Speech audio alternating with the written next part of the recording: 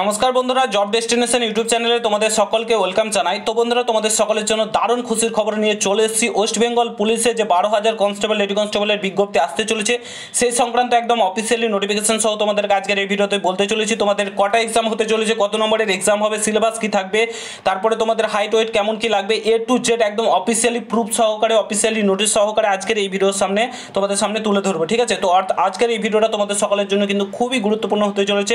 ভিডিওটাকে পুরোপুরি দেখার চেষ্টা করবে। আর তোমরা যদি এই চ্যানেলে নতুন হয়ে থাকো, অতি অবশ্যই চ্যানেলটাকে সাবস্ক্রাইব করে পাশে থাকা বেল আইকনটাকে প্রেস করে দেবে। তো অন স্ক্রিন তোমরা দেখতে পাচ্ছ government of West Bengal home and hills affairs ডিপার্টমেন্টের তরফ থেকে এই নোটিফিকেশনটি জারি করা হয়েছে, নবান্ন দেখতে পাচ্ছ।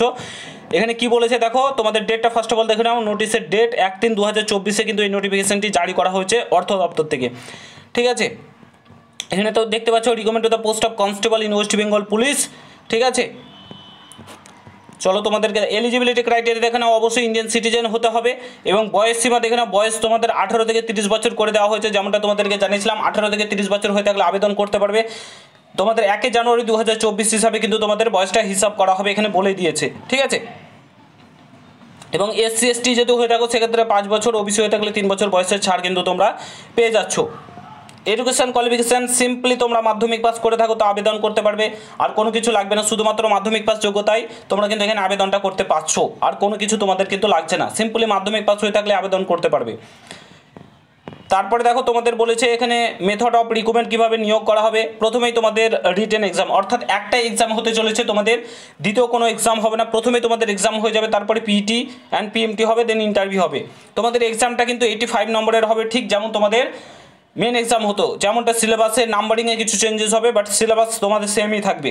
ঠিক আছে, নাম্বারিং কিছু চেঞ্জেস হতে পারে, ইংলিশ বাড়াতে পারে কিংবা কোনো কিছু বাড়াবে কমাবে, এরকম হবে।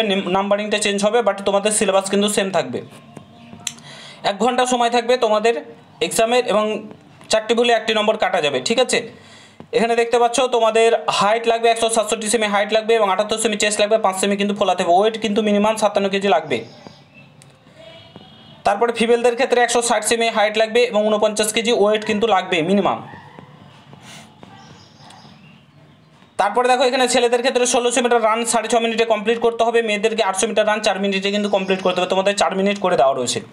তারপরে হবে তোমাদের ইন্টারভিউ, তারপরে তোমাদের ফাইনাল মেরিট লিস্ট প্রকাশিত হয়ে যাবে। তো এইভাবে কিন্তু তোমাদের এবার ওয়েস্ট বেঙ্গল পুলিশ কনস্টেবলের যে 12,000 ভ্যাকেন্সি আসছে সেখানে কিন্তু এইভাবে নিয়োগ হতে চলেছে। ঠিক আছে, তো প্রত্যেককে বলবো ভালোভাবে প্রস্তুতি নাও, একদমই ফাঁকি দিও না। যদি চাকরি পেতে চাও তো অবশ্যই ভালোভাবে প্রস্তুতি নাও। তোমাদের একটা এক্সাম হবে, কম্পিটিশান সেই লেভেলের হবে, অনেক ফর্ম ফিল আপ যেহেতু জমা পড়বে, সেহেতু বলবো ভালোভাবে প্রস্তুতি নাও। আশা করছি তোমরা বুঝতে পেরেছো। যদি ভিডিওটা ভালো লাগে অবশ্যই সকলের সঙ্গে শেয়ার করো। অফিসিয়ালি প্রুফ সহকারে তোমাদেরকে দেখিয়ে দিলাম। ভালো লাগলে অবশ্যই শেয়ার করো। দেখা হচ্ছে নতুন ভিডিওর সাথে।